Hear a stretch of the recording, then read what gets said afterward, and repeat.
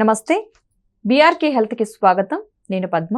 ఈ రోజు మనతో పాటు స్టూడియోలో ఉన్నారు senior orthopaedic surgeon doctor Vijayabhaskar గారు. వారిని అడిగి చాలా విషయాలు ఉన్నాయి. ఎందుకంటే చాలా మంది ఈ మధ్యకాలంలో కీళ్ళ నొప్పులతో బాధపడుతున్నారు, మోకాళ్ళ నొప్పులు అని చెప్పేసి వయసుతో సంబంధం లేకుండా ఎలాంటి మెడిసిన్ వాడాలి, నిజంగా మోకాళ్ళ నొప్పుల్లో ఎన్ని రకాలు ఉన్నాయి, ఈ మధ్యకాలంలో వింటున్న ఎక్కువగా వర్డ్ ఏంటంటే ఇంజెక్షన్ తో క్యూర్ అవుద్దని చెప్పి, నిజంగానే క్యూర్ అవుద్దా, ఇలాంటి క్వశ్చన్స్ అన్నింటి కూడా సమాధానం తెలుసుకునే ప్రయత్నం చేద్దాం.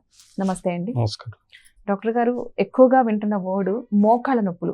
అది వయసుతో సంబంధం లేకుండా ఒకనొక టైంలో ఏంటంటే కొంచెం 60+, 50+ వాళ్ళు మోకాళ్ళ నొప్పులు అని చెప్పేసి అనేవారు. ఇప్పుడు ఏజ్తో సంబంధం లేదు, అది 20+, 30+ చెప్పలేం, కానీ ప్రతి ఒక్కరు కూడా మోకాళ్ళ నొప్పి. అసలు రావడానికి రీజన్ ఏంటి, అందులో రకాలేంటి? మంచి సబ్జెక్ట్ అండి. మోకాలు అన్నది most mobile joint in the body. Human బాడీలో మనకు ఎన్నో ఎముకలు ఉంటాయి, ఎముకలతో కూడిన జాయింట్స్ ఉంటాయి. నిరంతరం ప్రక్రియ పుట్టినప్పటి నుంచి, అంటే గర్భంలో కూడా ఆ జాయింట్స్ మూమెంట్ ఉంటుంది. సో అక్కడి నుంచి మొదలెడితే చనిపోయేంత వరకు కంటిన్యూస్ మూమెంట్స్ మన బాడీలో ఉంటాయి. కాబట్టే మనకుండే మజిల్స్ యాక్ట్ అయ్యి అవి గుండెను కానీ ఊపిరితిత్తులను కానీ ఇతరత్ర అవయవాలని యాక్టివ్గా ఉంచే ప్రక్రియ మోకాలు వన్ ఆఫ్ ద రోల్ అండి. సో ఫర్ ఎగ్జాంపుల్ మనకు గుండె ఇక్కడ ఉంటుంది, అది ఫస్ట్ హార్ట్ బీట్ అండి. మనకు రెండు గుండెలు ఇంకా ఉన్నాయి, ఆ 2 గుండెలు మోకాలు కింద. ఇది ఎవరికి తెలియదు యూజువల్గా. సో అందరు అనుకుంటారు ఒకటే గుండె అనుకుంటారు. అసలు 2 హార్ట్స్ ఇక్కడ, అంటే టిపికల్ హార్ట్ కాకుండా ఇండైరెక్ట్ హార్ట్స్ అంటాం.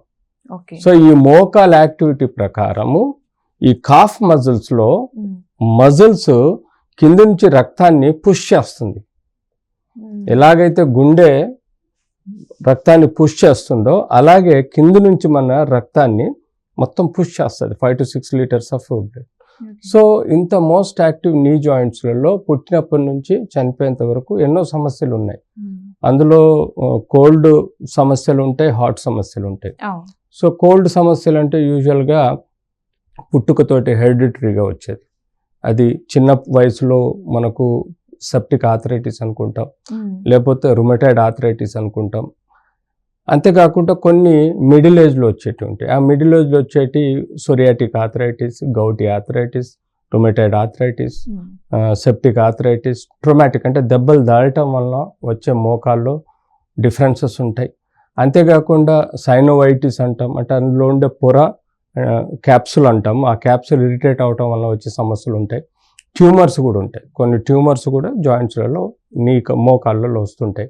సో వీటన్నిటి వేరియేషన్, ఈవెన్ టీబీ, ట్యూబర్క్లోసిస్, ఊపిరితిత్తులే కాదు మోకాళ్ళల్లో కూడా టీబీ వ్యాధి వచ్చే ప్రమాదం ఉంటుంది. సో ఇలాంటి అన్నిటి వలన మోకాల అవస్థలు ఉంటాయి. కానీ మోస్ట్ కామన్గా మనం వినేది ఒకటే, 45-50 ఏళ్ళ బట్టి తర్వాత వచ్చే అరిగిపోయే డీజనరేటివ్ ఆస్టియోఆర్థరైటిస్ కామన్గా చూస్తాం మనం. అందులో ముఖ్యంగా 55 ఏళ్లకు 60 ఏళ్ళకే మేజర్ మోకాలు మార్పిడి ఆపరేషన్ అన్నది కామన్గా జరుగుతుంది. సో దాని పాయింట్ ఆఫ్ వ్యూలో మనం మాట్లాడుకుంటే అది కామన్.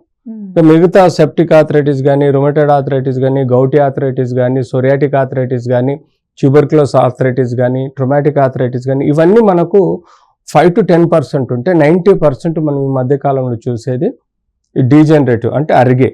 అంటే ఎలాగైతే మనకు ఒక ఇంజన్లో ఒక బేరింగ్ ఉంటుందో ఆ బేరింగ్ అరగడానికి మనకు 5 సంవత్సరాలు 10 సంవత్సరాలు పడుతుంది. కానీ మన మోకాలు బేరింగ్ దాదాపుగా 60-70 సంవత్సరాలు పనిచేస్తుంది. So you can see the longevity.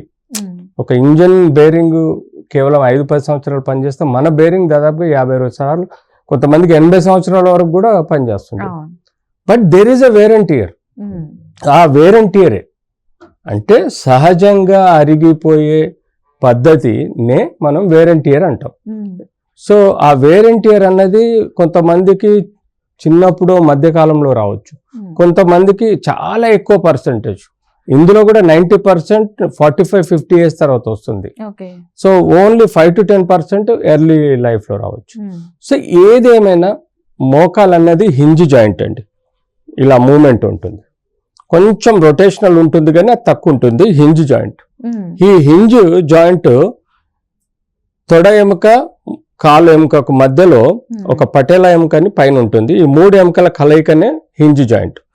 ఈ ఎముకకు పొర ఒక 2 to 3 mm పొర ఉంటుంది, దాన్ని మనం కార్టిలేజ్ అంటాం, మృదులాస్థి, ఓకే. ఏదైతే సాఫ్ట్ బోన్ అంటాం. అలాగే ఈ బోన్కి కూడా కార్టిలేజ్ ఉంటుంది. దీనికి రెండింటికి మధ్యలో మనకు మెనిస్కస్ అని మెత్తటి డిస్క్ ఉంటుంది. అది మనం ఎగిరి దుంకినా కూడా షాక్ అబ్జర్వర్ లాగా పనిచేస్తుంది. సో మనకు కార్టిలేజ్, మృదులాస్థి అంటాం, తర్వాత 2 ఎముకల మధ్యలో ఉండే meniscus. This is called bearing అండి. అసలు బేరింగ్ ఆఫ్ ద మోకాల్ అంటే ఇదే, కార్టిలేజ్ అండ్ మెనిస్కస్ రెండు కలిపి మోకాల్ని ఆడించేదే బేరింగ్ లాగా, దాన్నే మనం కార్టిలేజ్ అంటాం. సో మనకి ఈ మధ్య కాలంలో ఎక్కువగా ఏమవుతుందంటే ఈ బేరింగ్ వేర్ అండ్ టేర్ అరగటం వలన స్టేజ్ 1, 2, 3, 4లో అరుగుతుందండి. స్టేజ్ 1, 2, 3 అనేది మేము ఎందుకు వేరియేషన్ చేసుకుంటామంటే ఏ స్టేజ్లో ఏ ట్రీట్మెంట్ ఇవ్వాలన్నది డిటర్మైన్ అవుతుంది. ఏ స్టేజ్లో ఎంత అరుగుతుంది, ఏ స్టేజ్లో ఏ ఆపరేషన్ కావాలి, ఏ మందులు కావాలి, ఏ ట్రీట్మెంట్ ఇవ్వాలన్నది వి డిటర్మైన్. సో స్టేజ్ 1, 2, 3 మేము మోకాలుకి ఇవ్వాల్సిన పట్టీలు ఇస్తాం, మోకాలుకి ఇవ్వాల్సిన మెడిసిన్స్ ఇస్తాం, ఫిజియోథెరపీ చెప్తాం, బరువు తగ్గించమని చెప్తాం, ఫ్యూ మెడిసిన్స్, పెయిన్ కిల్లర్స్ కానీ లేకపోతే విటమిన్స్, ఏవైతే కార్టిలేజ్ సంబంధించిన విటమిన్స్ ఇవ్వడం, ఇలాంటివన్నీ చేస్తూ ఉంటాం. సో స్టేజ్ 1, 2, 3, 4 అనేది 4 స్టేజెస్. ఇందులో ముఖ్యంగా మనం డిటర్మైన్ అవ్వాలి. ఫైనల్ స్టేజ్ స్టేజ్ 4లో యూజువల్గా సర్జరీ రిక్వైర్మెంట్ ఉంటుంది. So this is what the types of the ఏదైతే మోకాలు నొప్పులకు కారణం అండ్ మోకాలు నొప్పులు ఈ విధంగా డివిజన్ చేయడం జరుగుతుంది. ఓకే. యాక్చువల్గా ఏంటంటే ఇన్ని స్టేజ్లు ఉంటాయని ఎవరికి తెలియదు. కరెక్ట్. ఫస్ట్ స్టేజ్ అంటే పెయిన్ వస్తుందనగా ఒక పెయిన్ కిల్లర్స్ వేసుకోవడం, ఒక 1 year 2 years ఆగడం, హాస్పిటల్కి వెళ్ళడం, ఆపరేషన్, సర్జరీ, ఇది. కానీ ఈ మధ్యకాలం ఇంకొకటి కూడా వస్తుంది ఎక్కువగా, పిఆర్పి ఇంజెక్షన్ ఒక్కటి ఇస్తే చాలు మీ నొప్పి అంతా, అసలు సర్జరీ లేకుండా. అంటే ప్రతి ఒక్కరు, కొంతమంది సర్జరీకి భయపడేవారు ఇదివరకు, అంటే 60+ సర్జరీ కాబట్టి వాళ్ళది వేరే విషయం. ఇప్పుడు చిన్న వయసు వాళ్ళకి కూడా ఏంటంటే ఒక్క ఇంజెక్షన్ చాలంటే ఈజీ అయిపోతుంది కదా, చాలా తొందరగా క్యూర్ అయిపోతుంది కదా. నిజంగానే ఆ ఇంజెక్షన్ యూజ్ అవుతుందా, అండ్ దానివల్ల ఏమన్నా సైడ్ ఎఫెక్ట్స్ వచ్చే అవకాశం ఉందా అన్నది ఆలోచించట్లేదు. సో చెప్పరా దానికోసం? అబ్సల్యూట్ రైట్ క్వశ్చన్ అండి. ఈ రోజు మన కామన్ పీపుల్కి, ఈవెన్ ఎడ్యుకేటెడ్ వన్కు, అన్ఎడ్యుకేటెడ్ పీపుల్, గ్రామస్తులకు తెలవాల్సిన విషయం ఏంటంటే గత 50 సంవత్సరాల నుంచి ఎన్నో రకాల మందులు వచ్చాయి, ఇంజెక్షన్స్ వచ్చాయి. అన్నీ ఒక స్టేజ్ వరకు కొంత హెల్ప్ చేస్తున్నాయి కానీ పూర్తిగా హెల్ప్ చేయటం లేదు. సో వీరు ఇప్పుడు పిఆర్పి ఇస్తున్నారు. పిఆర్పి మేము ఎప్పటి నుంచో ఇవ్వడం మొదలెట్టాము. దాని యొక్క అవసరం ఎంత ఉన్నది, దాని యొక్క రోల్ ఎంత ఉందన్నది మాకు తెలుసు. యాజ్ ఆర్థోపెడిక్ సర్జన్గా, నేను ఒక సీనియర్ ఆర్థోపెడిక్ సర్జన్గా, తెలంగాణ ఆర్థోపెడిక్ సర్జన్స్ అసోసియేషన్ ప్రెసిడెంట్గా, అలాగే ఒక ఎథిక్స్ కమిటీ చైర్మన్, అంటే ethics committee chairman for drugs and injections. అంటే మాది రీసెర్చ్, క్లినికల్ రీసెర్చ్ ట్రయల్స్ ఉంటుంది. దీనిలో ఏ మెడిసిన్ ఎంతవరకు పనిచేస్తుంది, ఏ ఇంజెక్షన్ ఎంతవరకు పనిచేస్తుంది అని డిటర్మైన్ చేసి మేము నేషనల్ గవర్నమెంట్లో డీసీజీఐకి ఇన్ఫ్లుయెన్స్ చేస్తాం. అంటే వి సజెస్ట్ దమ్. సో ఈ ఇంజెక్షన్ పనిచేస్తుంది, ఈ ఇంజెక్షన్ పనిచేయదు, పనిచేయని ఇంజెక్షన్ రిజెక్ట్ చేయండి అని చెప్పి మేము గవర్నమెంట్ ఆఫ్ ఇండియాకు సజెస్ట్ చేస్తాం. So as a senior orthopaedic సర్జన్గా 30 సంవత్సరాల ఎక్స్పీరియన్స్ నేను చెప్పడం ఏంటంటే, గత 40 సంవత్సరాల నుంచి మేము వివిధ దశల్లో మోకాలు నొప్పికి ఎన్నో రకాల ట్రీట్మెంట్స్ ఇస్తూ వస్తున్నాం. అందులో మేము ఇచ్చిన ట్రీట్మెంట్స్ మేమే బ్యాన్ చేసుకున్నాం. పర్టికులర్గా కొన్ని మందులు ఎఫిషియన్సీ లేదని, కొన్ని ఇంజెక్షన్లు ఎఫిషియన్సీ లేదని మేమే బ్యాన్ చేసాం, మేమే విత్డ్రా చేసాం. సో అలాంటిది one of the injection PRP injection అంటే. సో యూజువల్గా ఏం చేసేవాళ్ళం, స్టేజ్ 1లో పేషెంట్ వచ్చారనుకోండి, ఒక 25% పొర అరుగుతుంది, ఇక్కడ ఒక చిన్న ప్యాచ్, ఇక్కడ ఒక చిన్న ప్యాచ్ ఏర్పడుతుంది, అంతే. అది 25% అరగడం అంటారు. దాంతోపాటు మోకాలు వాపు, నొప్పి, కొంచెం అంటే ఒక కిలోమీటర్ నడుస్తే నొప్పి వస్తుందని కంప్లైంట్ చేస్తారు. ఆ స్టేజ్లో మేము ఏం చెప్తాం, బేసిక్గా ఒక ప్లేన్ ఎక్స్రే తీసుకుంటాం. ప్లేన్ ఎక్స్రేలో కొంచెం స్పేస్ తగ్గి ఉంటుంది, అంతే తప్ప ఇంకేమీ తగ్గి ఉండదు. సో ఓవరాల్గా క్లినికల్ డయాగ్నోసిస్ ప్రకారం మేము వాళ్ళకి ఏమిస్తాం, ఒక చిన్న క్యాప్ కానీ లేకపోతే ఫిజియోథెరపీ కానీ జాగ్రత్తలు పాటించమంటాం. ఒబేసిటీ ఉంటే బరువు తగ్గించుకోమంటాం. యాక్టివిటీస్లో కొంచెం జాగ్రత్తగా ఉండండి, బట్ యథావిధిగా మీరు వాకింగ్ అది మెల్లగా చేసుకోవచ్చు, విగరస్గా చేయొద్దు. కానీ ఎరోబిక్ ఎక్సర్సైజెస్ బెటర్ అంటాము, స్విమ్మింగ్ బెటర్ అంటాము, సైక్లింగ్ బెటర్ అంటాము, వాకింగ్ కొంచెం అవాయిడ్ చేయండి అని చెప్తాం. అది స్టేజ్ 1 ట్రీట్మెంట్. అక్కడ మనం కొన్ని కార్టిలేజ్ సంబంధించిన విటమిన్స్ ఇస్తే రికవరీ అవుతారు. స్టేజ్ 2 అంటే ఈ ప్యాచెస్ పెరిగిపోయి 50% అవడం, 50% ప్యాచెస్ పెరగడం. ఈ పొరలు ఏవైతే ఉంటుందో దీనిలో 50% ప్యాచెస్ ఏర్పడడం. ఇప్పుడు రోడ్డు పైన మన గతుకులు ఏర్పడినట్టు మనకి ఇక్కడ కూడా ప్యాచ్లు ఏర్పడతాయి, అక్కడక్కడ గతుకులు ఏర్పడినట్టు ప్యాచెస్ వస్తాయి. అది 50% పెరగడం. దాంతో పాటు ఏవైతే పెయిన్, వాపు, టెండర్నెస్, నొప్పి ఇవన్నీ సిమ్టమ్స్ ఇంకా అధిగమించడం, పెరగడం. అది స్టేజ్ 2 అండి. అక్కడ కూడా మేము ఏం చేస్తామంటే యథావిధిగా మోకాళ్ళకి ఇవ్వాల్సిన బ్రేస్ ఇవ్వడం, జాగ్రత్తలు పాటించండి, కింద కూర్చోకండి, స్క్వాటింగ్ చేయకండి, పూజ ఏది చేసినా ఎత్తు కూర్చోమని చెప్తాం, భోజనం చేసినా ఎత్తు కూర్చోమని చెప్తాం. అంతేకాకుండా వాళ్ళకి మేము స్పెసిఫిక్గా స్విమ్మింగ్, సైక్లింగ్ బెస్ట్ ఎక్సర్సైజ్ చెప్తాం. మెట్లెక్కేటప్పుడు హ్యాండ్ సపోర్ట్ తీసుకోమని చెప్తాం. దాంతోపాటు కొన్ని మెడిసిన్స్ అంటే పెయిన్ కిల్లర్స్ యాడ్ చేయాలి, జాయింట్ కార్టిలేజ్ విటమిన్స్ యాడ్ చేయాలి. దానికి తోడు ఫిజియోథెరపీ, అంటే ఫిజియోథెరపీలో మేము మోకాలు కండరాలు స్ట్రెంగ్తన్ చేయడానికి మేము ఫిజియోథెరపీ చెప్తాం. దాంతోపాటు షార్ట్ వేవ్ డయాథెరపీ పెడుతుంటాం. సో వీటి వల్ల ఏంటంటే ఆ ప్రెషర్ తగ్గుద్దండి. సో స్టేజ్ 2లో అది ఇస్తాం. స్టేజ్ 2, 3లో 75% పొరలు అరుగుతాయండి. దాంతోపాటు నొప్పి పెరుగుద్ది. మోకాలు మనకు ఇలా ఉండాల్సింది కొంచెం ఇలా బెండ్ అవుతుంది, కొంచెం లోపలికి బెండ్ అవుతాయి. ఆ బెండ్ అవడంతో పాటు కొంచెం నడక కష్టం అవుతుంది, మెట్లెక్కడం కష్టం అవుతుంది స్టేజ్ 2, స్టేజ్ 3లో. సో ఆ స్టేజ్లో మేము ఇదివరకు స్టెరాయిడ్ ఇంజెక్షన్ ఇచ్చేవాళ్ళం. ఏది ఒక 20 సంవత్సరాల క్రితము మేము స్టెరాయిడ్ ఇంజెక్షన్ ఇచ్చేవాళ్ళం. అది స్టెరాయిడ్ ఇంజెక్షన్ యూజువల్గా నొప్పి భరించని ముసలి వాళ్ళకి ఎక్కువగా ఇచ్చేవాళ్ళం, ఎందుకంటే వాళ్ళకి ఇమ్మీడియట్ రిలీఫ్ రావాలి at any cost. So steroid ఇవ్వటం వల్ల మేమేంది అందులో గ్రహించింది ఏంటంటే ఆ స్టెరాయిడ్ని ఇప్పుడు మేము బ్యాన్ చేసాం. ఇంజెక్షన్ ఒకప్పుడు విపరీతంగా ఇచ్చేది, ఇప్పుడు మేము బ్యాన్ చేసాం. ఎందుకు? స్టెరాయిడ్ ఇవ్వటం వల్ల పెయిన్ రిలీఫ్ వస్తుంది, కానీ ఇండైరెక్ట్ గా ఆ వ్యక్తికి యొక్క మోకాలు విపరీతమైన యూటిలిటీ పెరుగుతుంది, నొప్పి లేదని. అంటే ఈ స్టెరాయిడ్ అన్నది జనరల్ గా టోటల్ పర్సనాలిటీని ఎట్లయితే మెస్మరైజ్ చేస్తుందో అలాగే మోకాలను కూడా మెస్మరైజ్ చేస్తుంది. తెలియక మనం మోకాలిని మిస్యూజ్ చేస్తాం. ఎందుకు?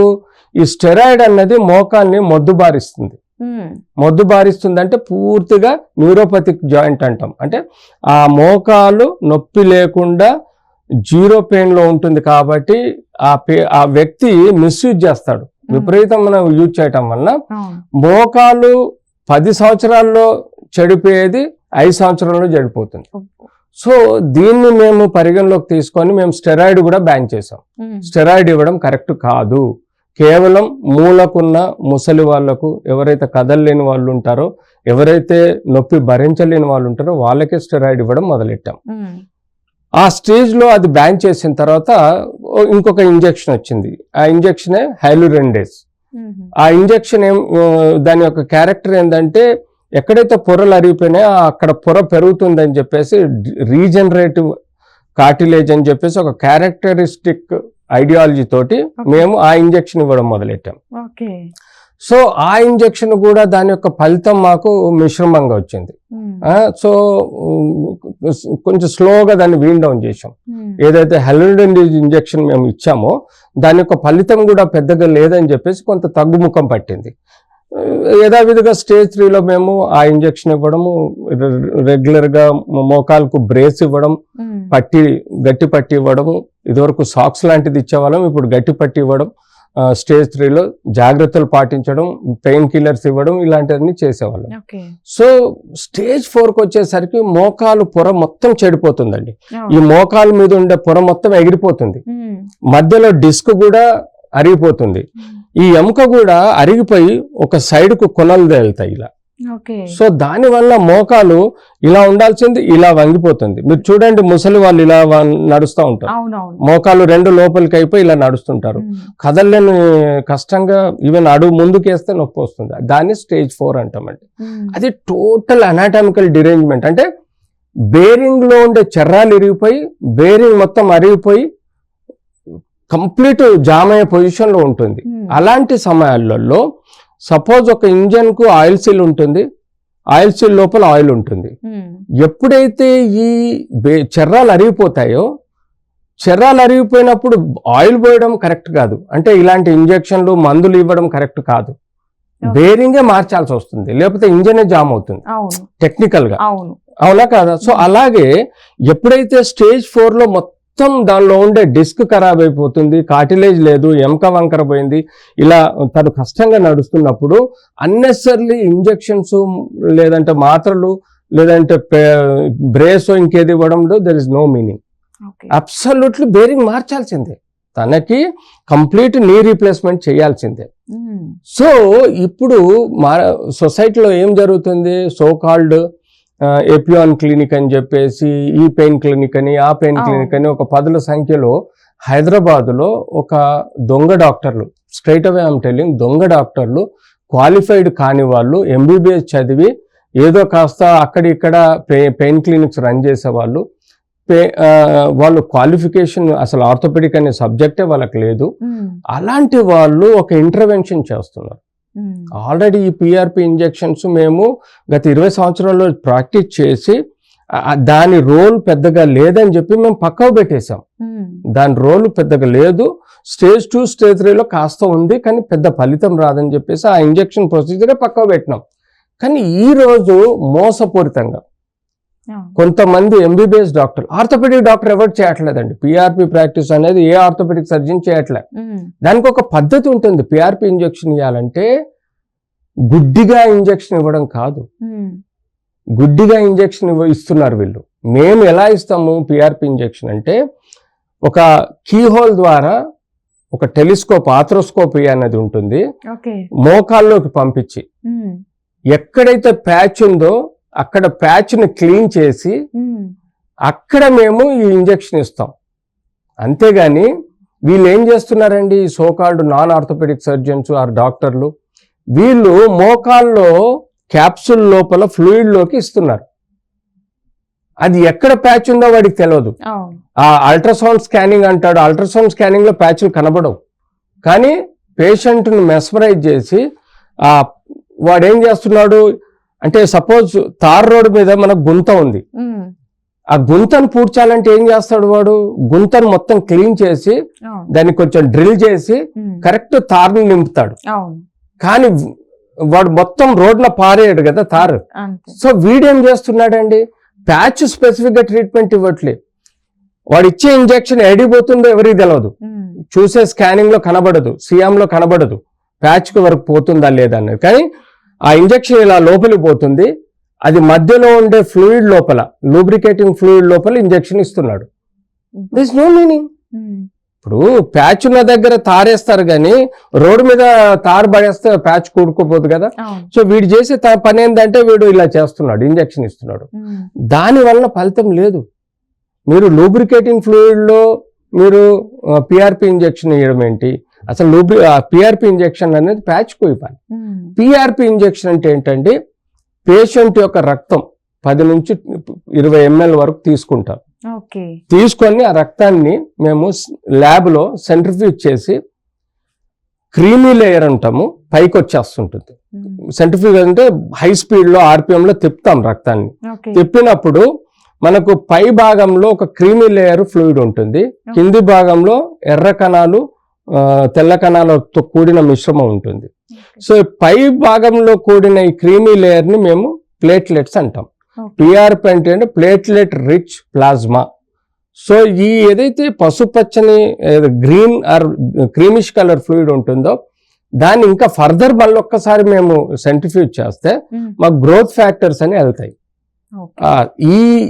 దీన్ని మేము పేషెంట్ రక్తంలో నుంచి తీసుకొని స్పెసిఫిక్ ప్రాసెస్ ద్వారా అవి సిరెంజ్ లో తీసుకొని మేము యూజువల్ గా టెక్నికల్ గా ఎలా ఇవ్వాలంటే, ఆర్థోపెడిక్ సర్జన్ గా మోకాల్కు కీహోల్ చేసి దానిలో నుంచి ఆథ్రోస్కోప్ అనే స్కోప్ ను పంపించి కరెక్ట్ కంటితో ఆ ప్యాచ్ ను విజువలైజ్ చేసి ఆ ప్యాచ్ ను మొత్తం క్లీన్ చేసి ఆ ఎముక పొరల్ని కొంత రఫ్ నేచర్ కి తీసుకొస్తే బ్లీడింగ్ అవుతుంది.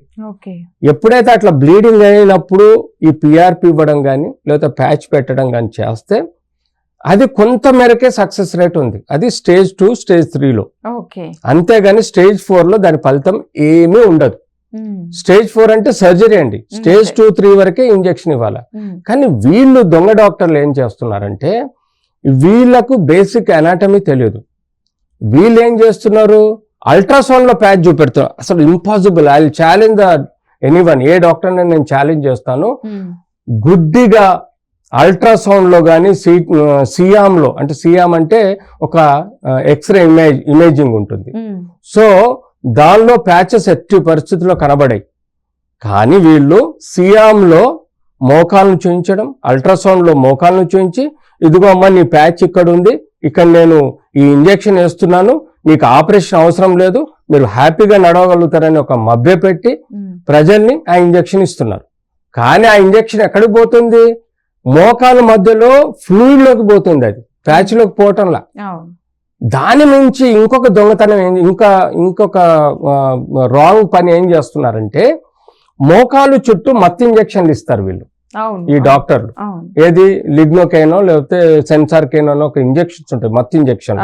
చుట్టూ మత్తు ఇంజెక్షన్లు ఇచ్చి ఈ మోకాలు సంబంధించిన నరాలు ఉంటాయండి, ఈ 4 నరాలని ఆర్ఎఫ్ అని ఉంటుంది, రేడియో ఫ్రీక్వెన్సీ అనే, అది నథింగ్ బట్ ఒక ఎలక్ట్రికల్ బర్నింగ్ అన్నమాట, అబ్లేటింగ్ థెరపీ. అంటే ఈ చుట్టూండే 4 నరాలను నిర్దాక్షిణ్యంగా కాల్చేస్తాడు. రేడియో ఫ్రీక్వెన్సీ అదొక పెద్ద మిషన్, ఒక పెద్ద మిషన్ లాగా చూపిస్తాడు. ఎందుకంటే 5,000, 3,000 రూపాయల ఇంజెక్షన్ ని 1,50,000 వాళ్ళ దగ్గర నుంచి దోయాలంటే ఎలా చేయాలి? వాడు ఏదో ఆర్ఎఫ్ మిషన్ అని చెప్పేసి, ఒక అల్ట్రాసౌండ్ మిషన్ అని చెప్పి, ఒక సియామ్ మిషన్ అని చెప్పేసి, అలాగే ఇంజెక్షన్ ల్యాబ్ లో ప్రాసెస్ చేసిన అని చెప్పి ఈ పేషెంట్ అన్నెసర్లీ ఆపరేషన్ థియేటర్ లో తీసుకుపోయి ఒక పెద్ద హంగామా సృష్టిస్తాడు 1 అవర్. ఇదే ఇంజెక్షన్ మేము మా ఓపీ రూములలో 3,000-5,000 రూపాయలకి ఇస్తాం. ఈ ఇంజెక్షన్ 3,000 నుంచి 5,000 రూపాయలు ఖర్చు అవుతుందండి. ఇదే ఇంజెక్షన్ మేము ఆథ్రోస్కోపీ ద్వారా ఇస్తాం స్పెసిఫిక్ ఇవ్వాలంటే. కానీ ఈ దొంగ డాక్టర్లు ఏమున్నది, ఒక ఆపరేషన్ లో తీసుకుపోయి కొంతమంది అయితే 2-3 లక్షలు ఛార్జ్ చేస్తున్నారు, కొంతమంది 1,50,000 వరకు ఛార్జ్ చేస్తున్నారు. ఎంత దారుణం అంటే, ఎంత మోసం అంటే డబ్బాలు చూసేసి రేడియో ఫ్రీక్వెన్సీ మిషన్ అని చూపిస్తాడు, అల్ట్రాసౌండ్ మిషన్ అని చూపిస్తాడు, ఇంకోటి సియామ్ అని చూపిస్తాడు, 10 ఇన్స్ట్రుమెంట్స్ నీకు ఆపరేషన్ థియేటర్ లో చూపిస్తాడు. చూపించేసి ఇంత ఖర్చు అవుతుందని చెప్పి దాన్ని 1.5-2 lakhs. అంటే ఈరోజు కామన్ మెన్ సమస్యలు ఎట్లున్నాయంటే ఆపరేషన్ అంటే భయం. అరే ఆపరేషన్ లేకుండా ఇంజెక్షన్ ద్వారా మోకాలు సరి చేస్తాను అని మళ్ళీ వాడు లక్షల అడ్వర్టైజ్మెంట్ చేస్తున్నాడు. దీంతో ఇప్పుడు సింపుల్ ఎగ్జాంపుల్, మంగవ మీరు ఎన్ని ఉంటారు, యూట్యూబర్, ఓల్డ్ లేడీ మంగవ తెలుసు కదా, బిగ్ బాస్ లో వచ్చింది. తనకి ఇంజెక్షన్ ఇచ్చాడు. ఇంజెక్షన్ ఇప్పుడు సపోజ్ ఈ కాల్చేయటం వలన, చుట్టూండే నరాలు కాల్చేయటం వలన స్పర్శ తెలియదు, మీకు కొట్టినా తెలియదు, పిండినా తెలియదు, ఏమాత్రం తెలియదు. ఆ తర్వాత షీ ఫీల్స్ హ్యాపీ. ఎవరైనా ఇప్పుడు మిమ్మల్ని తీసుకెళ్ళి నేను ఆపరేషన్ థియేటర్ తీసుకుపోయి చుట్టూ మత్తు ఇంజెక్షన్లు ఇచ్చి నరాలన్నీ ఆర్ఎఫ్ ద్వారా కాల్ చేసి ఒక పిఆర్పి ఇంజెక్షన్ ఇస్తాను అనుకోండి, మీకు బయటకు వస్తే నొప్పి ఉండదు, మీరు హ్యాపీగా నడవగలుగుతారు. కానీ ఒక 1-2 నెలల్లో మళ్ళీ తిరిగి వస్తుంది, అది తెలియదు. అంతేకాకుండా ఎప్పుడైతే నేను ఈ జాయింట్ ని, ఇప్పుడు మనకు దగ్గులు, తుమ్ములు, పెయిన్ ఎందుకు వస్తాయండి, మనల్ని ప్రొటెక్ట్ చేస్తాయండి ఇవి. మనకు ముక్కు నుంచి మొదలెడితే ఊపిరితిత్తుల వరకు ఏదైనా ఫారెన్ బాణి కానీ, తెమడ కానీ, నంజు కానీ ఏదైనా ఉంటే అది హానికరము, ఉండకూడదు అని చెప్పి అది మనల్ని బయటికి దోషేస్తూ ఉంటది. తుమ్ములు, దగ్గులు వలన. That is called a protective phenomena. Pain అన్నది కూడా ప్రొటెక్టివ్ ఫెనామినా. కాస్త పెయిన్ మనం భరించుకోగలుగుతాం, ఎక్కువ పెయిన్ ఉంటే సరే మాత్రలు వాడుకోండి, ఏదో ఒకటి చేసుకోండి. కానీ ఈ జాయింట్ మొత్తం మీరు పనికి రాకుండా చేసేసి నరాలను కాల్ చేసి మత్తు ఇంజెక్షన్లు ఇచ్చేసిన తర్వాత ఆ లేడీ ఎంత మిస్యూజ్ చేయాలి ఆ మోకాన్ని? 10 సంవత్సరాలు దాని లైఫ్ ఉంటే 2 సంవత్సరాలలో ఆపరేషన్ దారితీస్తుంది. ఇంజెక్షన్ ఇచ్చిన తర్వాత నొప్పి తగ్గేది కేవలం 2-3 నెలలే, అంతకు మించి తగ్గదు. కానీ 10 సంవత్సరాలు ఉండే మోకాలు మనకు 2 సంవత్సరాల్లో ఆపరేషన్ కు దారితీస్తుంది. సో ఇట్లాంటి డ్యామేజ్ మనకు అవుతుంది. కాబట్టి అబ్సల్యూట్లీ నేను చెప్పేది ఏంటంటే పిఆర్పి ఇంజెక్షన్ అన్నది లిమిటెడ్ యూటిలిటీ ఉంటుందండి. అన్నెసెసర్లీ పిఆర్పి ఇంజెక్షన్స్ తీసుకోవడం కరెక్ట్ కాదు.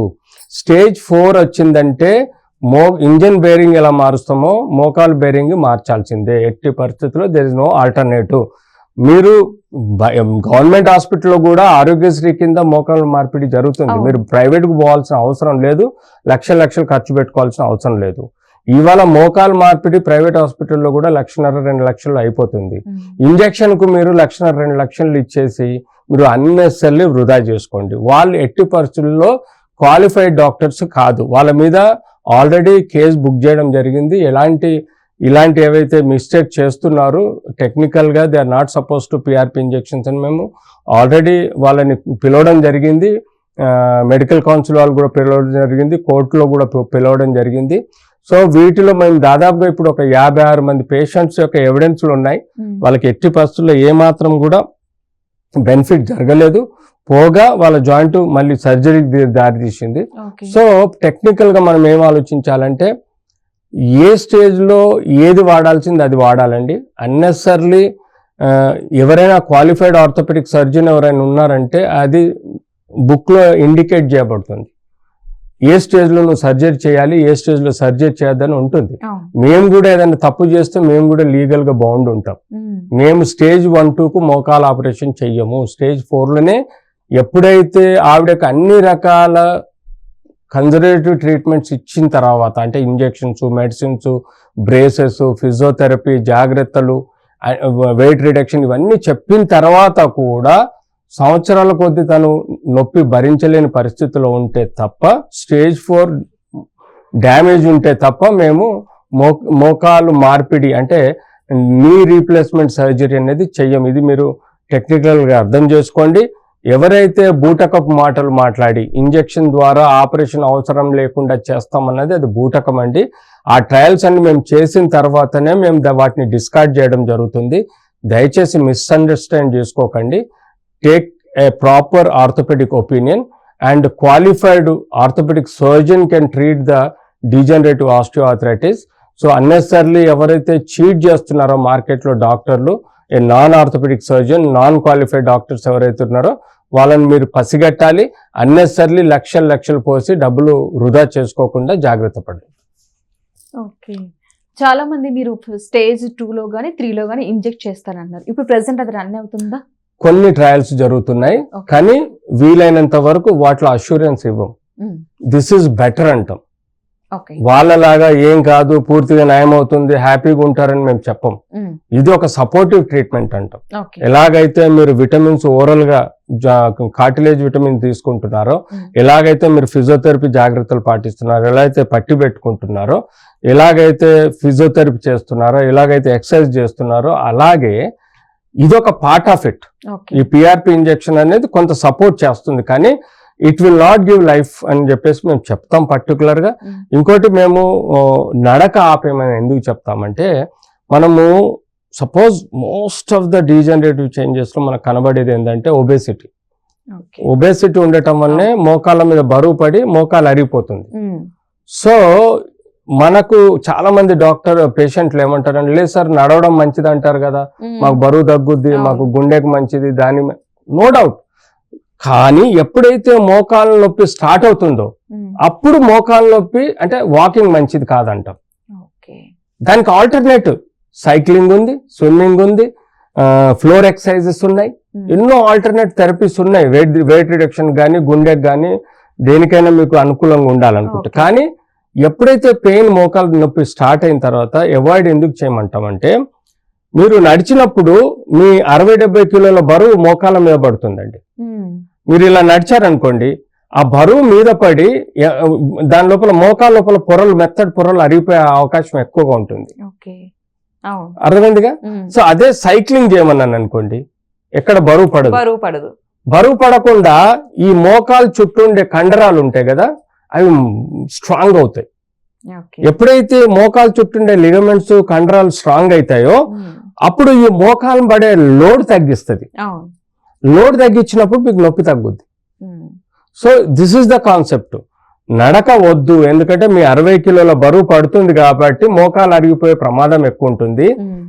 సైక్లింగ్ మంచిది, స్విమ్మింగ్ మంచిది. ఎందుకంటే నాన్ వెయిట్ బేరింగ్ ఎక్సర్సైజెస్ అంటాం. తద్వారా బరువు పడకుండా, మోకాలు పొరలు దెబ్బకుండా, మోకాలు స్ట్రెంగ్త్ అయిపోయి మనల్ని ఆ లోడ్ తీసుకొని నొప్పి తగ్గిస్తుంది. సో ఇదొకటి మాత్రం గుర్తుపెట్టుకోండి brother. So that will help. Cycling, swimming, cordyceps exercise అంటే ఇలా చైర్లో కూర్చొని కాలు ఎత్తడం దించడం, బరువు కట్టుకొని కాలు ఎత్తడం దించడం చేస్తే అది కూడా మంచి ఎక్సర్సైజ్. ఏది మోకాలు నొప్పులకు. కానీ నడక ఎట్టి పరిస్థితుల్లో అవాయిడ్ చేయాలి. మీరు ఆల్టర్నేట్ మెథడ్స్ ఉంటాయి ఎక్సర్సైజ్, తద్వారా కూడా మీరు you can take care of your joint. Okay doctor, మీరు స్టేజ్ 1, 2, 3, 4 అని చెప్పుకుంటూ వచ్చారు. ఇన్ కేసు స్టేజ్ 1, 2, 3లో అంటే 4 అంటే కెలగ సర్జరీ అన్నారు కాబట్టి ఈ మూడిట్లో ఒకవేళ ట్రీట్మెంట్ తీసుకుంటే కనుక పర్మనెంట్ సొల్యూషనా లేకపోతే మరలా? నేను అదే అంటున్నాను, మీరు నడవకుండా ఇంట్లో కూర్చోలేరు. అవును, బాత్రూమ్ కైనా పోవాలి, కిచెన్ కైనా పోవాలి, ఏదో ఒక పనికి అయినా వెళ్ళాల్సిందే, తప్పదు. నడిచినప్పుడు మీకు వేరెంటీర్ ఉంటుందిగా. సో దీనికి మనం గ్యారంటీ ఇవ్వడానికి కుదరదు. వేరెంటీర్ అనేది కామన్, అన్లెస్ అంటిల్ పెరాలసిస్ వచ్చి పడుకుంటే తప్ప. అవునా కదా? పెరాలసిస్ వచ్చిన వ్యక్తి పడుకుంటే తప్ప మోకాళ్ళు మూమెంట్ ఉండదు. సో మిగతా వాళ్ళందరికీ మోకాళ్ళు ఆడడం ఇంపార్టెంట్ లైఫ్ లో. ఈవెన్ కిచెన్ కి పోవాలన్నా, బాత్రూమ్ పోవాలన్నా కూడా మోకాళ్ళు వాడాల్సిందే. సో ఏ స్టేజ్ 1, 2, 3లో మనం పొడిగించగలుగుతాం. సపోజ్ స్టేజ్ 1 నుంచి స్టేజ్ 2కి ఒక 5 సంవత్సరాల్లో వచ్చేస్తున్నాడంటే ఈ జాగ్రత్తలు ట్రీట్మెంట్ ఇవ్వటం వల్ల స్టేజ్ 1 నుంచి 5 సంవత్సరాల బదులు 10 సంవత్సరాలు పొడిగించగలుగుతాం స్టేజ్ 2 పోవడానికి. స్టేజ్ 2 నుంచి స్టేజ్ 3 పోవడానికి ఇంకో 10 సంవత్సరాలు పొడిగించగలుగుతాం వైద్యంతో. కానీ న్యాచురల్ గా అరిగే ప్రొసీజర్ ని మనం ఆపలేం. ఎందుకంటే ఆ వ్యక్తి కనీసం బెడ్ నుంచి బాత్రూమ్ వరకైనా పోతాడు. పోయినప్పుడు మూమెంట్ వస్తుంది, మూమెంట్ వచ్చినప్పుడు వేరెంటీర్ అవుతుంది. So absolutely that is the natural. ఇవాళ రోజు యానిమల్స్ కి కానీ హ్యూమన్ బీయింగ్స్ కానీ వేరెంటీర్ కామన్ గా ఉంటుంది. దట్ ఈస్ ఏ రెగ్యులర్ సుదీర్ఘకాలపు యాక్టివిటీ. ఇది కాకుండా కీలవాతం వస్తే, లేకపోతే దెబ్బలు తగిలితే, లేకపోతే ట్యూమర్స్ అయితే, లేకపోతే ఇన్ఫెక్షన్ వస్తే వీటి వల్ల తొందర రావచ్చు, మిడిల్ ఏజ్ లోనే రావచ్చు. ఎముక అరగడం అన్నది రుమటాయిడ్ ఆర్థరైటిస్ పుట్టుకతోటి వస్తుంది. అది తల్లిదండ్రులతో వచ్చే వ్యాధి. అది అలాంటి పిల్లల్లో మోకాలు 30 సంవత్సరాలు 40 సంవత్సరాలు అరిగిపోతాయి, చెడిపోతాయి. సో తప్పని పరిస్థితుల్లో వాళ్ళకి ఎర్లీగా స్టేజ్ 1, 2, 3 పోయి స్టేజ్ 4లోకి వెళ్ళిపోతుంది. కొంతమందికి సెప్టిక్ అవుతారు. చిన్నప్పుడు పిల్లలు పడిపోతారు, చెట్ల మీదకి పడిపోయి చెప్పరు, మోకాల్లో రక్తం చేరి సెప్టిక్ అవుతుంది. దానిలో మోకాలు డ్యామేజ్ అవుతుంది దానివల్ల, లేకపోతే యాక్సిడెంట్స్ అయి పొరలు దెబ్బతింటాయి దానివల్ల. ఇట్లాంటి కొన్ని కారణాల వల్ల ఎర్లీగా అయితే న్యాచురల్ సుదీర్ఘంగా మనం వాడుకునే మోకాలు వేరెంటీయర్ వల్ల కూడా ఎప్పటికైనా అరుగుతుందండి. మనం స్టేజ్ 1ని, స్టేజ్ 2, స్టేజ్ 3ని కొంత పొడిగించే ప్రయత్నం చేయొచ్చు వైద్యం ద్వారా. అంతేగాని ఎట్టి పరిస్థితుల్లో ఏ ప్రక్రియను కూడా నేచర్ ఆపదు. నేచర్ అన్నది ఆపదు. నేచర్ అన్నది సహజ సిద్ధంగా మనకు నడుస్తూ ఉంటుంది. సో దాన్ని మనం ఆపలేమండి. సో అబ్సల్యూట్లీ మనం ఏ స్టేజ్లో ఏ ట్రీట్మెంట్ ఇవ్వగలిగితే వారి కొంత పొడిగింపు, వాళ్ళ డ్యామేజ్ ని కంట్రోల్ చేసి లైఫ్ ని పొడిగించవచ్చు. సో అంతే తప్ప మనం వేరెంటీర్ని ఆపలేం. వైద్యం అన్నది ఒక పార్ట్ అండ్ పార్సల్ తప్ప న్యాచురల్ డీరేంజ్మెంట్. అందుకని మేము డీజనరేటివ్ ఆస్టియోఆర్థరైటిస్ అంటే, డీజనరేటివ్ అంటే వయసు పరంగా వచ్చే సుదీర్ఘమైన అరుగుదల అంటాం, దాన్ని డీజనరేషన్ అంటాము. ఆస్టియోఆర్థరైటిస్ అంటే మోకాలు యొక్క కీలవాతం అంటాం. సో ఆ వర్డ్ లోనే ఉంటుంది. ఇది బట్ న్యాచురల్ సుదీర్ఘమైన వ్యాధి. ఇది క్రమేణా వస్తుంది. ఎన్ని వైద్యం ఇచ్చినా కొంత కాపాడుతుంది, కానీ పర్మనెంట్ గా కాపాడడం అంటూ ఉండదు. So this is the concept. Super sir. నిజంగా చాలా మంది ఏంటంటే పర్మనెంట్ సొల్యూషన్, మోకాళ్ళ నొప్పి వచ్చిందా పర్మనెంట్ సొల్యూషన్ అంటారు. కానీ ఎగ్జాక్ట్లీ మీరు వివరించే విధానం కూడా అబ్సల్యూట్లీ పర్మనెంట్ అనేది హ్యూమన్ బీయింగ్ కానీ యానిమల్స్ కానీ ప్రపంచంలో ఉండదండి. Unless until it's iron metal object అయితే అది కూడా అరుగుతుంది యాక్టివిటీలో, బట్ దానికి అదే ఒక ఆబ్జెక్టే అంతే. బట్ హ్యూమన్ బీయింగ్ అన్నది మన స్కిన్ ముడత కూడా ఒక స్టేజ్ దాటిన తర్వాత రావాల్సిందే. ఎందుకంటే మజిల్ వీక్ ఉంటుంది, ఫ్యాట్ ఉండదు, స్కిన్ లూజ్ అవుతుంది. అది బట్ న్యాచురల్. నాకు 70 ఏళ్లలో ముడతలు ఎందుకు వచ్చినాయంటే ఏం ఆన్సర్ చెప్తాం? సో అలాంటి న్యాచురల్ వేరెంటీయర్ ని ప్రపంచంలో ఎవరు ఆపలేరు. ఆ న్యాచురల్ గా వేరెంటీయర్ అన్నది మనం చూస్తూ ఉంటాం. ఓకే. అసలు ఇది నిజంగా చాలా మంచి వివరాలు. ప్రతి ఒక్కరు కూడా, ఎందుకంటే స్టేజ్ 1 అనేది ప్రతి ఒక్కరు పెద్దగా నెగ్లెక్ట్ చేసేస్తారు. కామన్ మ్యాన్ కు తెలవాల్సిన అవసరం కూడా ఉంటుంది. ఎందుకంటే చాలా వరకు ఇంత గూగుల్ వచ్చినా యూట్యూబ్ వచ్చినా చూస్తుంటారు, కానీ అప్పటికి ఏదో ఆశ, అరే ఈ డాక్టర్ ఏదో చెప్తున్నాడు, ఆపరేషన్ లేకుండా ఇంజెక్షన్ అంటున్నాడు అని ఏదో ఒక ఆశతోటి వెళ్తారు, పోయి వేలు ఖర్చు పెట్టుకుంటారు. ఆ అల్ట్రాసౌండ్ స్కానింగ్ చేయడం అనేది పెద్ద మోసం అండి. అసలు ఎంత ఘోరంగా చీట్ చేస్తున్నారు అంటే, అల్ట్రాసౌండ్ స్కానింగ్ అన్నది అసలు సాఫ్ట్ టిష్యూ కనబడుతుంది కానీ హార్డ్ బోన్ దాని చుట్టూ పొరలు కనబడవు. అందులో 3 డైమెన్షన్లో చూసినా కనబడదు. కానీ ఈ దొంగ డాక్టర్లు ఏం చేస్తున్నారు, ప్రోబ్ పెట్టి అల్ట్రాసౌండ్ స్కాన్లా ఇగో ఇది ప్యాచ్ అమ్మ అని చూపెడుతున్నారు. అసలు ప్యాచ్ అన్నది అసలు కనబడదు, ఒక్క ఎంఆర్ఐలో తప్ప. ఒక ఎంఆర్ఐలో అది కూడా 001 mm సెక్షన్ తీసుకుంటే కానీ కనబడదు. లేకపోతే మేము డైరెక్ట్ స్కోప్ వేసి చూస్తే కనబడుతుంది.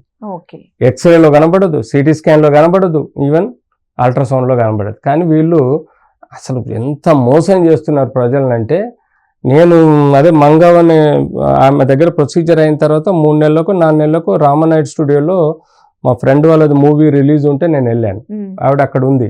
ఏంటో ఎలా ఉన్నావు అంటే, ఏమున్నది బిడ్డ, అప్పుడు ఏదో కొంచెం తక్కువైంది, ఇప్పుడు మళ్ళీ నొత్తంది అన్నది. చూడండి, వితిన్ 2-3 months ఆమె యూట్యూబ్లో పెద్ద అడ్వర్టైజ్ చేసింది, నాకు బాగైంది, మోకాలు నొప్పి లేదు, అది ఇది అని. తీరా నేను ఎగ్జామిన్ చేస్తే వితిన్ 2-3 monthsలోనే షీ స్టార్టెడ్ కంప్లైనింగ్. ఏదో అప్పుడు ఒక 2 రోజులు 3 రోజులు తగ్గింది, ఆ తర్వాత నాకు మళ్ళీ నొప్పి యథావిధిగా ఉంది. నేను చూశానండి, మోకాలు ఇలా అయిపోయాయి, కంపల్సరీ ఆమెకు నీ రీప్లేస్మెంట్ చేయాలి. అలాంటి వ్యక్తిని తీసుకుపోయి వాడు మభ్యపెట్టి పనికిరాని ఇంజెక్షన్ ఇచ్చి చుట్టూ నరాలు కాల్ చేసే రేడియో ఫ్రీక్వెన్సీ ఇచ్చి, అసలు ఎంత దారుణం అంటే, ఎంత మోసం అంటే అంత మోసం అంటే. చాలా చోట్లల్లా మేము ఏంటంటే, ఈ స్కిన్ సపోజ్ కట్ అయింది అనుకోండి, సరిగ్గా కూర్లా, దీనిలో మేము పిఆర్పి వేస్తాం. పిఆర్పి అన్నది కండరాన్ని పెంచుతుంది ఇక్కడ. కానీ మోకాల్ ఫ్లూయిడ్లో పిఆర్పి ఇంజెక్షన్ వేస్తే దర్ ఇస్ నో మీనింగ్. ఇప్పుడు ఇక్కడ కట్ అయింది, ఇది సరిగా అతకట్లేదు అనుకుంటే అది నీట్గా చేసి దానిలో పిఆర్పి వేస్తే అతుకుతుంది. అది ఎందుకంటే టిష్యూ డైరెక్ట్ అటాక్ అవుతుంది, కనిపిస్తుంది కూడా. కానీ ఇక్కడ నువ్వు ఫ్లూయిడ్, లూబ్రికేటింగ్ ఫ్లూయిడ్ లో వేస్తున్నావు, నువ్వు ఆ ప్యాచ్ లో కూడా వేయటం తెలియట్లేదు. అంటే తెలియని పేషెంట్ కు, చదువురాని పేషెంట్ కు పెద్ద సియామ్ మిషన్ లో, ఎక్స్రే మిషన్ లో చూపెడుతున్నాడు, అల్ట్రాసౌండ్ స్కానింగ్ లో చూపెడుతున్నాడు, కరెక్ట్ ఆ ఇంజెక్షన్ అక్కడికే పోతుందేమో అనుకుంటారు. కానీ మాకు తెలుసు ఆ ఇంజెక్షన్ ఎక్కడ వేస్తున్నాడు, 2 మోకాల మధ్యలో వేస్తున్నాడు, ప్యాచ్ కేయట్లే. 2 మోకాల మధ్యలో ఏముంటుందండి, ఫ్లూయిడ్ ఉంటుంది. ఆల్రెడీ సైనోయిల్ ఫ్లూయిడ్ లో కూడా కొన్ని గుణాలు ఉంటాయి, కూర్చే గుణాలు ఉంటాయి, అదే పని చేయటం లేదు. మీరు పిఆర్పి వేస్తే ఏముంటుంది, అది కూడా స్టేజ్ 4లో అంటే ఇంకా దానంత పెద్ద మోసం, కుట్ర, డబ్బులు దొబ్బేయడం, లక్షలు తీసుకోవడం, మోసం చేయడం అనేది నిజంగా దానంత పెద్ద తప్పు లేదండి. డెఫినెట్లీ ఇంతకాలం మేము ఎన్నోసార్లు ఎంతో మంది ఆర్ఎంపీ డాక్టర్లు విపరీతమైన ప్రాక్టీస్ చేస్తుండేవాళ్ళు. బోన్ సెట్టర్స్ ఉంటారు, పుత్తూరు బోన్ సెట్టర్స్ అని, వీళ్ళని మేము పెద్ద పట్టించుకోలేదు. ఎందుకు పట్టించుకోలేకపోతే, సరే మేము లేని చోట వాళ్ళు ఉంటున్నారు, ఏదో ఎముకని, ఇప్పుడు యానిమల్స్ ఉన్నాయండి, ఫ్రాక్చర్స్ అవుతాయి, వాటితో అవే వీళ్ళు హీల్ అవుతాయి, వాటికైతే మనం డాక్టర్స్ అయితే ఉండరు అడవులలో. సో మనకొక సిస్టమ్ ఉంది, మన బాడీలో తనను తను కాపాడుకునే సిస్టమ్ ఉంటది. మీకు దగ్గు జలుబు ఏదొచ్చినా ఒక 15 రోజులు మీరు ఓపిక పట్టి ఉండండి, ఆ దగ్గు జలుబు తగ్గిపోతాయి, మీరు మందులు తీసుకోవాల్సిన అవసరం లేదు. ఎందుకంటే మన బాడీలో ఇమ్యూన్ సిస్టమ్ ఉంటుంది, మన బాడీలో లింఫాటిక్ సిస్టమ్ ఉంది, అది మన బాడీని రిపేర్ చేస్తుంది. కానీ ఆ 10 రోజులు మీరు బాధపడొద్దు, మీకు కష్టం కలగొద్దు, దగ్గులు తుమ్ములు రావద్దు అని చెప్పేసి మీరు డాక్టర్ దగ్గరికి వెళ్ళి మందులు వాడుకుంటారు, అంతే కదా. సో అలాగే మన కాలు ఫ్రాక్చర్ అయితే ఆ ఫ్రాక్చర్ మధ్యలో బ్లడ్ క్లాట్ ఉంటుంది, ఆ ఫస్ట్ బ్లడ్ క్లాటే ఆ ఫ్రాక్చర్ ని హీల్ చేస్తుంది. కేవలం ఒక 4 నుంచి 6 వారాలు ఆ ఫ్రాక్చర్ ని కరెక్ట్ ఒక కర్ర బద్దలతో పొజిషన్ పెడితే సరిపోతుంది. ఎక్కడ డాక్టర్ ఆర్థోపెడిక్ సర్జన్ రిక్వైర్మెంట్ ఉంటుంది, అది ఆ ఫ్రాక్చర్ కరెక్ట్ పొజిషన్ లో ఉందా, అనాటమికల్ గా, ఫిజియోలాజికల్ గా, అది మా బాధ్యత అండి. ఫ్యూచర్ లో ఆ ఎముక వంకరతకొద్దు, అవును. లేకపోతే చెయ్యి వంగిపోవద్దు, వంకర పోవద్దు అని చెప్పేసి ఒక క్వాలిఫైడ్ ఆర్థోపెడిక్ సర్జన్ ఇన్నోవేటివ్ గా ఇనిషియల్ గా మేము ఫ్రాక్చర్ ని సెట్ చేసి సిమెంట్ పట్టేస్తాం. అవును. అది గత ఎన్నో 100 సంవత్సరాల నుంచి నడుస్తుంది. కానీ ఈ రోజు ఏంటి, మూమెంట్ ఈజ్ లైఫ్. సపోజ్ నేను ఒక సాఫ్ట్వేర్ ఇంజనీర్ని, నేను ఇంట్లో పడుకొని కూర్చోలేను, 6 వారాలు నేను మూల కూర్చోలేను. I have to walk, I have to work. So అక్కడ లేటెస్ట్ సర్జికల్ సిస్టమ్స్ వచ్చాయి. లేటెస్ట్ సర్జికల్ సిస్టమ్ అంటే ఇంత మేజర్ ఫ్రాక్చర్ ని మేము చిన్న కీ హోల్ ద్వారా ఒక రాడ్ దోసేస్తాం లోపలికి. అప్పుడు ఏమవుతుంది, ఈ ఎముక ఇరిగిన ఎముకకు చిన్న చిన్న కీ హోల్ ద్వారా ఇమేజ్ ఇంటెన్సిఫైర్ అంటాం, ఎక్స్రే కంట్రోల్లో చూసి ఇక్కడ నుంచి రాడ్ ఫ్రాక్చర్ ని సెట్ చేసి తోసేస్తాం. దానివల్ల ఎముక స్ట్రైట్ అయిపోతుంది. విత్ ఇన్ 4 days లో you can walk, you can work anything. వారం లోపల అతను అన్ని పనులు చేసుకోవచ్చు చేయని. సో అక్కడ ఆర్థోపెడిక్ సర్జన్స్ రోల్ ఉంటుంది. మేము ఎందుకున్నామంటే ఎముకకు 3-4 చెడు లక్షణాలు ఉంటాయి. ఒకటి అతక్కపోవడం, ఒకటి వంకరతకడం, మూడోది చీమ్ రావడం. ఈ 3 లక్షణాలు ఈ బోన్ సెటర్స్ వలన వస్తాయి. నాన్ సబ్జెక్ట్ లేని బోన్ సెటర్స్ ఎవరైతే క్వాక్స్ అంటాం వాళ్ళని, ఈ పుత్తూరు అని అక్కడక్కడ క్లినిక్స్ ఉంటాయి చూడండి, వాళ్ళ వల్ల బోన్ అతకదు, బోన్ వంకర అతుకుతుంది. రెండోది ఇన్ఫెక్షన్స్ వస్తాయి. ఈ 3 రాకుండా కాంప్లికేషన్స్ ఆర్థోపెడిక్ సిస్టమ్ అనేది డెవలప్ అయింది.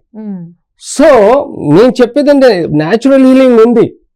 మేము కూడా చాలా వ్యక్తులకు సిమెంట్ పట్టి ద్వారా ట్రీట్ చేస్తాం. కానీ చాలా వ్యక్తుల ఆప్షన్ ఏముంది ఇవాళ, సార్ మేము తొందరగా జాబ్ చేసుకోవాలి, 1 week లో పోవాలి, మేము బతకలేము, 6 వారాలు పడుకోలేమన్న వాళ్ళకి ఆల్టర్నేట్ టెక్నిక్ కూడా ఉంది.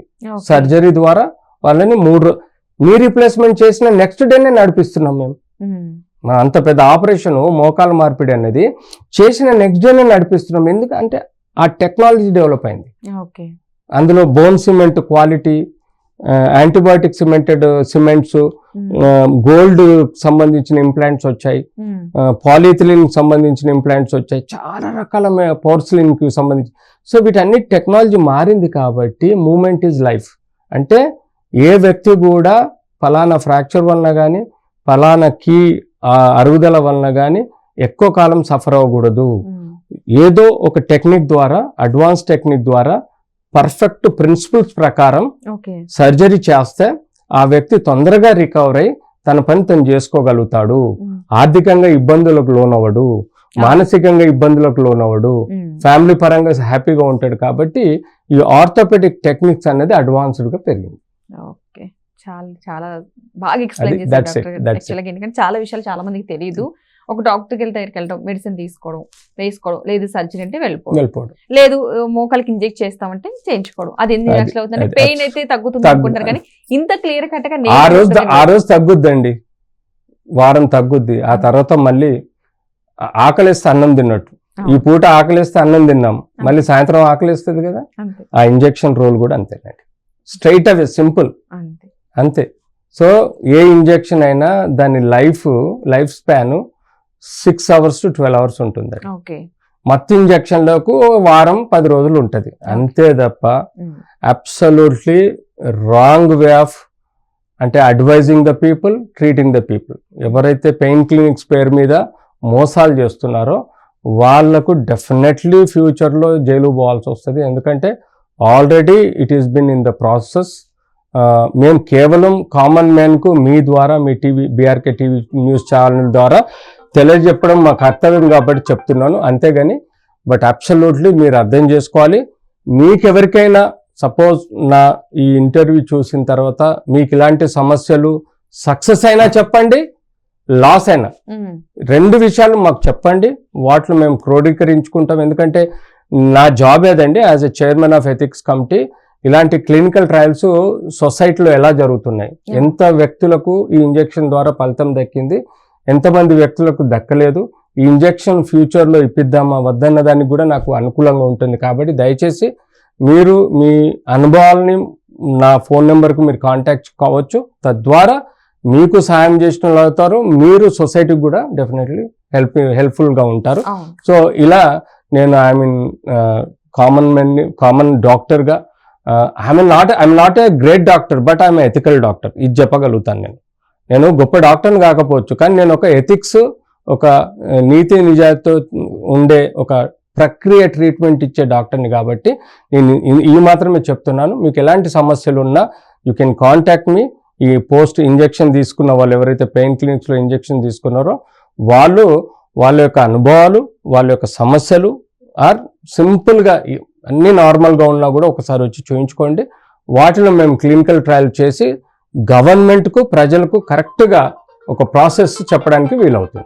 ఓకే, థ్యాంక్ యూ అండి. Thank you Thank- so much. thank you. మంచి వివరాలు అందించినందుకు. Thank you. చూసారు కదా, అసలు మోకాలు నొప్పి అనేది ఒక చాలా చిన్న విషయంగా తీసుకుంటారు కొంతమంది, చాలా సర్జరీ అనుకుంటారు. అలాంటివి లేకుండా అసలు సర్జరీ పర్మనెంట్ తప్పదు, ఏ స్టేజ్ లో చేయించుకోవాలి, ఎలాంటి ట్రీట్మెంట్ చేయించుకోవాలి అనే వివరాలు తెలియజేశారు కదా. సో ఎవరికైనా సరే కాంటాక్ట్ అవ్వాలనుకుంటే కనుక స్క్రీన్ మీద నెంబర్ కనిపిస్తుంది, ఆ నెంబర్కి కాంటాక్ట్ అవ్వచ్చు. నమస్తే.